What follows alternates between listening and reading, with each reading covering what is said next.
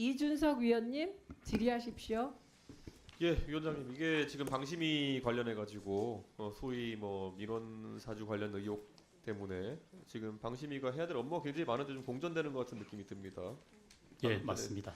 텔레그램이나 아니면 유튜버 협조 같은 것도 사실 저는 좀 더 잘 된 줄 알았는데 지금 보니까 뭐 구두로 되어 있는 상태거나 아니면은 미진한 상황이기 때문에 그 부분 박차를 가야 되는데 좀 우려스럽습니다. 그래서 이 사건의 경과를 보면서 저는 뭐 항상 우리 의원님들 설명하시는 거 다 듣고 그러면 가장 이상했던 게 23일 날 12월 23일 날 권익위 신고 들어간 다음에 그 다음에 언제 인지하셨죠? 그리고 난 뒤에 예. 이게 이제 뉴스가 예. 나가기 시작한 게 11월 21일, 22일 날 예, 예. 이 당사자들한테 예, 예. MBC하고 뉴스타파가 예. 현장에 취재를 오면서 예. 그 당한 피해자들이 예, 예. 제게 직접 전화를 오기 시작해 저도 뭐 깜짝 놀랐습니다. 근데 23일 날 이제 권익위 신고가 들어가고 그 다음부터 26일에 이제 위원장님이 수사 의뢰를 하게 되죠. 예, 16일 날 했습니다. 근데 23일부터 24일, 25일 그때 달력 찾아보니까 23일은 토요일, 24일은 일요일, 25일은 크리스마스인데 예. 그러면 사실 이런 권익위 신고 들어가고 이럴 때 그 다음에 수사일에 들어가기 전에 위원장님이 그래도 직원들인데 이 부분에 대해 좀 체크를 해보셨나요? 어떻게? 아닙니다. 그때는 누가 했는지를 전혀 알 수 없는 상황이었습니다.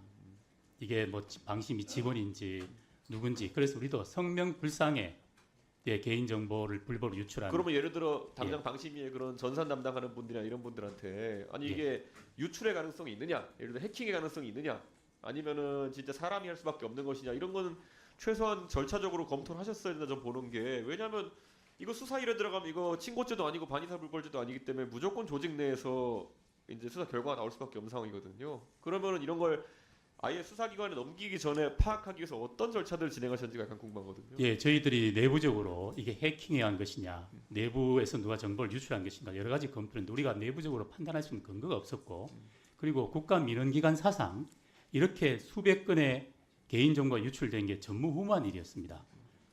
이 공익적 민원이 생명인 방송통신심의위원회로서는 이건 엄중하게 빨리 하여튼 조치를 취해야 되는 상황이라서 예, 시간이 별로 결국에는 없었습니다. 엄중한 상황인데 결국 이 수사 일회 때문에 지금 2번이나 방심이 압수수색되고 그럼 압수수색할 때 분명히 그 범주의 실제 민원 내용 같은 것도 이제 수사기관에 넘어갔을 것이고 오히려 저는 굉장히 지금 방심위가 이 보안성에 대해 가지고 국민들에게 의심받을 수 없는 밖에 없는 상황입니다. 왜냐? 첫째로 그 민원을 누가 유출했냐 수사하면서 민원인들의 정보가 노출되고 그리고 언제든지 정치 영역에서 이게 다뤄질 수 있다는 것이 백일하에 드러났기 때문에 민원 넣을 때 민감한 내용들은 조심할 수밖에 없는 상황이 됐어요. 저는 이 부분에 대해 가지고 어느 정도 방심위가 초기에 이걸 수사와 이런 쪽으로 몰고 간 것도 저는 성급한 게 아닌가 짚어보고 싶은 겁니다. 저는.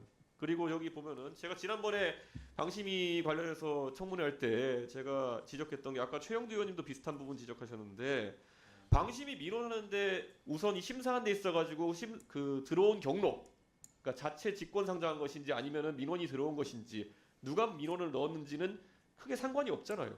맞습니다. 그러면은 여기에 개인정보를 받는 이유 자체가 뭔지가 이제 약간 혼란스러운 거거든요. 이게 물론 누가 장난을 하기 위해 가지고 넣는 걸 방지하기 위해서 할 수 있지만은 개인정보를 취득할 때는 그에 걸맞는 그걸 보유하고 이게 관리하기 위한 이유가 있어야 되는데 지금 없어 보여요. 어떤 측면이냐면은 예. 민원을 신청하고 난 뒤에 예.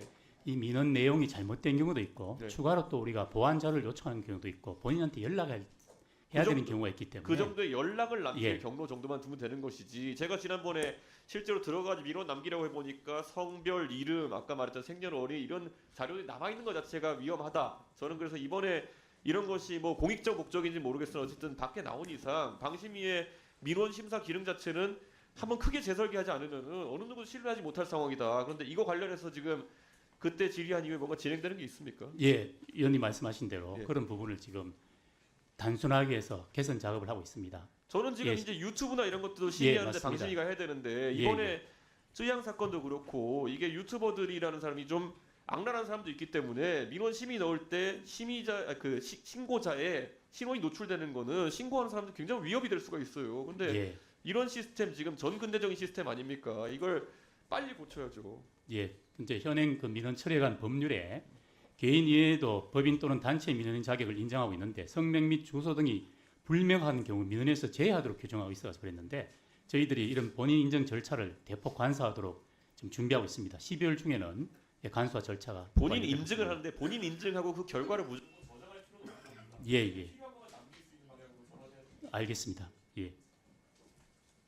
그 본인 인증 절차를 간소화한다. 그 방향이나 이런 거 보고 좀 하세요. 예, 알겠습니다.